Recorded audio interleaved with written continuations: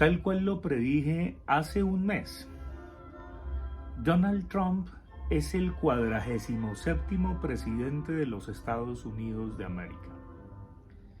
Y como lo dije hace 15 y hace 8 días, acerté.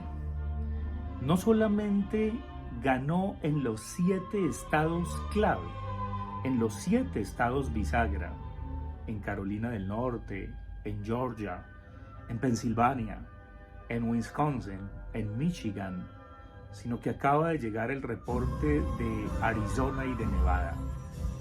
Pero además de haber ganado en los 7 estados clave, completando 312 grandes electores sobre 270 que requería para ser presidente de Estados Unidos, ganó y barrió a Kamala Harris en el voto popular. Sacó los mismos 74 millones de votos de la vez pasada. Y uno se pregunta si los mismos que votaron por Trump la vez pasada, esta vez votaron por él.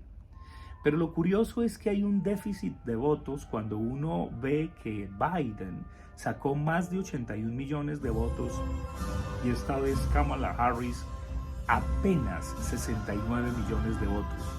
Luego hubo 12 millones de votos de demócratas que no apoyaron a su partido ni a su candidata, sea porque se quedaron en la casa y no se presentaron a las elecciones, a los comicios, a votar, sea porque algunos de ellos, algunos millones, se fueron con Donald Trump. ¿Y qué fue lo que pasó? Bueno, pues del lado demócrata y del lado de todas las personas que satanizaban a Donald Trump, he leído algunos análisis y dentro de esos análisis, pues dicen cómo no, era previsible el tirano, el peligro para el mundo, para la democracia, el que convierte al otro en enemigo, el que lanza sus discursos y sus consignas de campaña atentando contra el otro, racista, xenófobo, misógino, homófobo, etcétera, etcétera, etcétera, facho, etcétera, etcétera. Ahora, lo curioso es que quienes señalan aún eso porque están convencidos de que son puros, buenos, rectos, bellos no, porque muchos son feos, no tienen la menor autocrítica para preguntarse, ¿y no será que la gente se hartó de las promesas demócratas, de las promesas de una cierta progresía, y no será que no ha visto resultados con los socialistas en el poder en Estados Unidos? Es evidente que hay que distinguir y no necesariamente los demócratas corresponden a la izquierda en Estados Unidos, pero indudablemente sí han pretendido tener las banderas del progresismo o de una cierta progresía para distinguirlo del progresismo. Y cuando digo de una cierta progresía es porque hay un elemento fundamental que analizaré en segunda instancia que hizo que de la manera devastadora como triunfó Donald Trump regresara al poder, regresara a la Casa Blanca y sea el 47º presidente de los Estados Unidos de América. Pero voy a referirme a un primer elemento, y es que los socialistas o los de la progresía, o hablemos francamente los demócratas, se le han entregado al neoliberalismo y han dejado a la suerte del mercado la suerte de millones de ciudadanos. Entonces la gente de a pie, la gente común y corriente de clase media, no necesariamente los obreros, campesinos y poco privilegiados de la sociedad, pues no se reconocen en ese modelo de subsidios, en ese modelo de promesas, en ese modelo de bla bla bla, en ese modelo que no es que sea muy amigo de los inmigrantes, en ese modelo que no es que sea muy amigo del mundo y que por supuesto sostiene una globalización brutal que atenta contra los ciudadanos de un país. Y por supuesto ahí surgen los nacionalismos y los patrioterismos que encarna y que supo de una manera muy astuta, dijéramos, revestirse de eso Donald Trump. No vamos a hablar de las relaciones internacionales porque esas serán las consecuencias del retorno de Trump y lo dejaremos en punta. Pero sí vamos a hablar de ese segundo elemento fundamental que es la debacle de las izquierdas, de las progresías y de los socialismos del mundo. Y es la cultura woke o el wokismo o la cultura de la cancelación, que es un corolario, es una derivación lamentable del wokismo. ¿Qué es eso del wokismo? Lo he explicado en otras videocolumnas y lo voy a repasar de una manera muy breve. Es esa astucia que se inventaron los gringos, especialmente en los campos universitarios gringos, de hacer un batido de proteína de las teorías estructuralistas, postmarxistas y de izquierda que les llegaron de Europa, cambiando la lucha de clases que ya no vendía por guerra de identidades. Es ese neotribalismo identitario, interseccional, etcétera, que hace que no solamente se diga, se predique, sino que se practique y se crea a pie de juntillas, que solamente los negros pueden hablar de negros, los indios de indios, las mujeres de mujeres, los homosexuales de homosexuales, los campesinos de campesinos y los obreros de obreros, y que reduce a esa condición identitaria a los ciudadanos, olvidándose de la categoría que realmente los engloba, la ciudadanía. Antes de ser negro, antes de ser mujer, antes de ser homosexual, antes de ser campesino, antes de ser obrero, un ciudadano o una ciudadana es ciudadano. La ciudadanía. Y entonces es por eso que surgen los nacionalismos y patrioterismos, porque uno no se identifica con esa guerra de identidades y menos aún con esa guerra de identidades revanchista y resentida, que pretende tener una moral superior y ser dueña de la verdad y arreglar cuentas en retroactivo con la historia y señalar con el índice y decretar e instaurar tribunales inquisitoriales ad hoc para quien no sienta, piense o actúe como esas personas resentidas que se convierten en policías del deseo, que instauran memorias falsas a conveniencia y a geometría variable, y sobre todo que se refugian en un ámbito de victimización ultra precario, en donde por supuesto sacan partido en su modus vivendi y modus operandi del modo como las grandes multinacionales se lavan la cara y las manos a través de las ONGs patrocinando esa guerra de identidades. Es así de simple.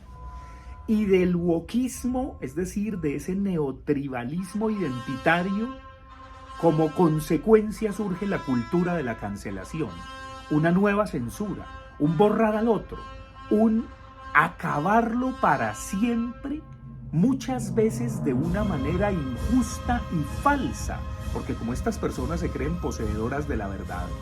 Entonces Donald Trump no solamente se irguió como un antineoliberal, conservador, proteccionista, sino también como un antiwokista, antiidentitario, anticultura de la cancelación. Y debo decirlo con toda franqueza, yo me reconozco en ese antiwokismo y en esa anticensura de la cultura de la cancelación. Y es por eso que ganó también un Milei en Argentina.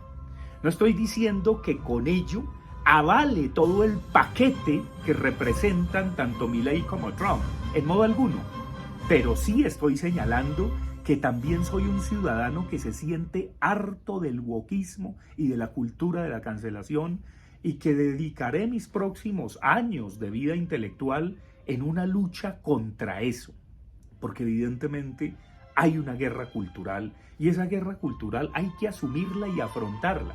No podemos permitir que cualquier hija de vecina o hijo de vecino se crea superior moralmente y dueño de la verdad y en una actitud resentida pretenda imponer su tiranía como minoría.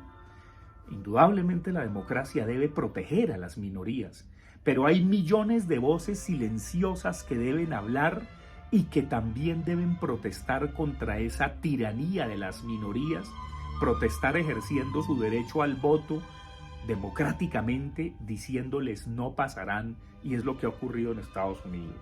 No es solamente el tirano, el facho, el arrabalero, el gritón, el que pone de enemigos al otro, sino es alguien que de una manera muy astuta y muy teatral supo ejercer como personaje para que millones se reconocieran en su discurso y en sus propuestas. Y claro que el mundo va a cambiar, y claro que hay un giro a la derecha y desgraciadamente a la extrema derecha. Pasamos de los populismos identitarios a los populismos que ahora, por supuesto, bajo un hálito proteccionista, van a cambiar el orden mundial. Está ya señalando Donald Trump que habrá un alto a la guerra en Ucrania, y cómo no. Por supuesto, eso no va a estar tan de acuerdo con Zelensky ni con los intereses de Putin plenamente, pero seguramente ahí va a intervenir saldando cuentas de cuánto cuesta esa guerra. Algo similar va a ocurrir en Oriente Medio, aunque indudablemente se siente muy cómodo con Trump, Benjamín Netanyahu y el Estado de Israel. Eso es innegable. Pero vamos a ver qué actitud va a tomar con respecto a Gaza y con respecto a su mediación con la Autoridad Nacional Palestina. Del mismo modo, vamos a ver qué ocurre con esos signos y gestos que le hicieron todos los dictadores del mundo, que son grandes líderes para sus pueblos, en China, en Rusia, en Turquía, y ahí tenemos a Xi Jinping, a Putin, a Erdogan, en la India, por supuesto, con el primer ministro indio, etcétera, etcétera. ¿Qué va a pasar ahí? ¿Cómo se va a recomponer geopolíticamente Occidente y el mundo? Eso es lo que va a ocurrir con este señor. Y por supuesto para América Latina y el Caribe, que tiemblen los que creyeron que con Trump la cosa iba a ser suave, sobre todo si pone de secretario de Estado a Marco Rubio, y si se comprueba lo que está haciendo con cierta venta Maduro, ante la cual le suplica en lenguaje diplomático Petro que no lo haga, porque sabe que ese es el enlace con el narcotráfico. Y el que tenga oídos que oiga. Y entonces, ¿qué pasará con Maduro? Lo tienen que sacar, se tiene que acabar. Esa dictadura es una línea roja que cualquier demócrata, pensador e intelectual no puede cobardemente, solo por lavado de cerebro ideológico, seguir manteniendo. No hay nada que hacer. Y ahora se ve con esa venta que quieren hacer para beneficiar a un señor Saab que es el enlace del narcotráfico y que desgraciadamente es de origen colombiano. Habrá que ver qué pasa con México. La señora Claudia Sheinbaum, por supuesto, ya está más suavizada porque le teme a los aranceles que le anunció en su campaña Donald Trump si le sigue mandando narcotraficantes y drogadictos, según Donald Trump, y el lenguaje, por supuesto, guerrerista que le emplea y exagerado, atravesando la frontera de México hacia los Estados Unidos. Entonces las cosas sí van a cambiar. Y quizá haya con el tiempo un equilibrio entre ese sístole y diástole pendular de la izquierda a la derecha y de la derecha a la izquierda. Desgraciadamente porque el liberalismo, no el neoliberalismo, no ofrece no solamente un discurso práctico, sino creíble a las ciudadanías. Entonces lo más cómodo es irse de un lado a otro, del populismo de izquierda al populismo de derecha. Y ahí se vuelven a imponer las 3 P's de las que habla Moisés Naim: populismo, posverdad y, lo que es más aterrador, es ese quedarse en el poder. Es esa voluntad a ultranza de hacerse elegir democráticamente para instalarse en el poder. Obviamente Donald Trump tendrá un mandato de 4 años, probablemente con vía reelección si la vida le da, pero quedan herederos desde su vicepresidente hasta Marco Rubio y una cantidad de republicanos que están en fila para continuar con su programa, que no es tampoco muy halagüeño para el mundo ni para sus conciudadanos, pero que se ha impuesto porque la gente estaba harta de las falsas promesas y de los falsos profetas de la progresía, que solamente se postraban ante la guerra de identidades, ante el wokismo y la cancelación. Es increíble cómo todos los que lo tildaron de tirano, de dictador, de facho, etcétera, etcétera, ahora le dicen: "Welcome, Donald Trump". El pueblo ha hablado, la democracia se ha expresado, entonces esperemos a ver qué pasa. Y hasta el dictador Maduro le dice que ojalá se lleven bien, porque por supuesto debe estar en diarrea de miedo si Marco Rubio es el secretario de Estado y si seguramente lo sacan por las buenas y ojalá no tanto por las malas. Veremos a ver qué pasa. Y entonces ahí nos encontramos y entre tanto Hay que decirlo con serenidad, pero también con ironía. Welcome, Donald Trump.